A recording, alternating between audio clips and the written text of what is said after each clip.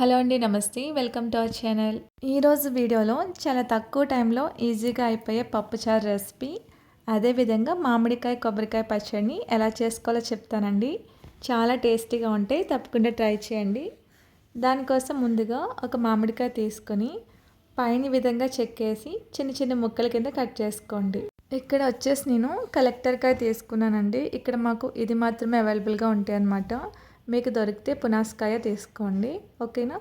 ఈ విధంగా చిన్న చిన్న ముక్కల కింద కట్ చేసుకున్నాక, ఇది పులుపు ఎక్కువే ఉంటుంది కాబట్టి కోకోనట్ మొత్తం తీసుకుంటున్నానండి. సో 2 చెక్కలు వస్తాయి కదా, ఆ 2 వేసేయాలన్నమాట. ఈ విధంగా చిన్న ముక్కల కింద చేసుకుని మిక్సీ జార్లోకి వేసుకోండి. అందులోకి పచ్చిమిర్చి ముక్కలు వేసుకోండి. ఇవి కారం ఎక్కువ ఉంటాయి కాబట్టి ఒక 7-8 తీసుకున్నానండి. కారం లేనివైతే ఒక 15 వరకు తీసుకోవచ్చండి. 5-6 వెల్లుల్లి రెబ్బలు, సరిపడా సాల్ట్, కొద్దిగా జీలకర్ర వేసుకుని మెత్తగా మిక్సీ పట్టుకోండి. మీకు వీలైతే వాటర్ ఏమీ వేయకుండా వీటిని బరకగా మిక్సీ పట్టుకోండి, అప్పుడు టేస్ట్ అయితే ఇంకా బాగుంటుంది. ఈ విధంగా మిక్సీ పట్టిన వాటిని ఒక బౌల్లోకి తీసుకుని పోపు పెట్టుకోవాలండి. బౌల్లో కొద్దిగా ఆయిల్ వేసుకుని ఆవాలు, జీలకర్ర, పచ్చిశనగపప్పు, మినప్పప్పు వేసి దోరగా వేయించుకోండి. కట్ చేసిన ఎండుమిర్చి ముక్కలు, 2 రెమ్మల కరివేపాకు వేసి బాగా ఫ్రై చేయండి. ఇవి బాగా ఫ్రై అయినాక కొబ్బరి పచ్చడిలో వేసుకుని బాగా కలపండి. చాలా టేస్టీగా ఉంటుంది, తప్పకుండా ట్రై చేయండి. ఇక్కడ కలుపుతున్నట్టు వీడియో మిస్ అయిందండి. ఇది వేడివేడి అన్నంలో నెయ్యి వేసుకుని తింటే చాలా బాగుంటుంది, డెఫినెట్గా ట్రై చేయండి. నెక్స్ట్ పప్పుచారు కోసం ఒక కుక్కర్ గిన్నె తీసుకుని 1 గ్లాస్ కందిపప్పు వేసి శుభ్రంగా వాష్ చేసుకుని పక్కన పెట్టుకోండి. మీడియం సైజ్ ఉల్లిపాయలు ఒక 3 తీసుకుని ఈ విధంగా ముక్కల కింద కట్ చేసుకోండి. ఒక 3 టమాటాస్ని కూడా ఈ విధంగా కట్ చేసుకోండి. మీరు ఇందులో ఏమైనా వెజిటబుల్స్ వేసుకోవాలన్నా కూడా వేసుకోవచ్చండి. నేను పప్పుచారులో ఖచ్చితంగా వెజిటబుల్స్ వేస్తానండి. నార్మల్గా అయితే పెట్టనన్నమాట.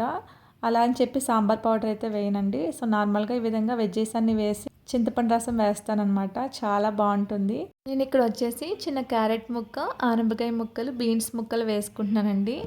ఈ విధంగా వేసుకున్నాక అందులో కొద్దిగా పసుపు వేసి ముక్కలు మునిగే వరకు వాటర్ వేసుకుని కొద్దిగా ఆయిల్ వేసి మూత పెట్టి హై ఫ్లేమ్లో 3 విజిల్స్ వచ్చే వరకు ఉడికించండి. ఈలోగా ఒక బౌల్లో చింతపండుని కూడా నానబెట్టుకుని ఉంచుకోండి. ప్రెషర్ తగ్గాక కుక్కర్ ఓపెన్ చేయండి. మనకి పప్పు అండ్ వెజిటేబుల్స్ చాలా బాగా ఉడికినాయి అనమాట. ఒకసారి బాగా కలుపుకొని చింతపండు రసాన్ని వేసుకోండి, ఓకేనా. ఈ విధంగా వేసుకున్నాక సరిపడా సాల్ట్, కారం వేసుకుని బాగా కలపండి.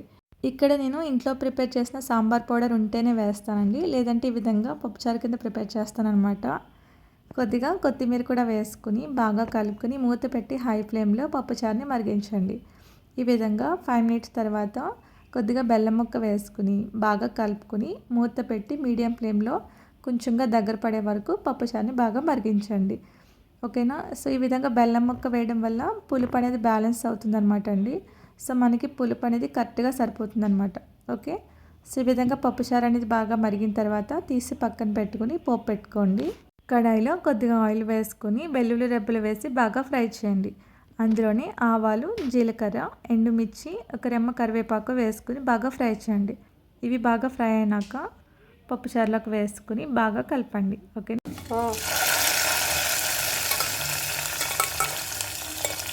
ఎంతో టేస్టీ అయిన పప్పుచారు రెసిపీ రెడీ అండి. తప్పకుండా ట్రై చేయండి, చాలా టేస్టీగా ఉంటుంది. వీడియో నచ్చితే లైక్ చేయండి. Thank you.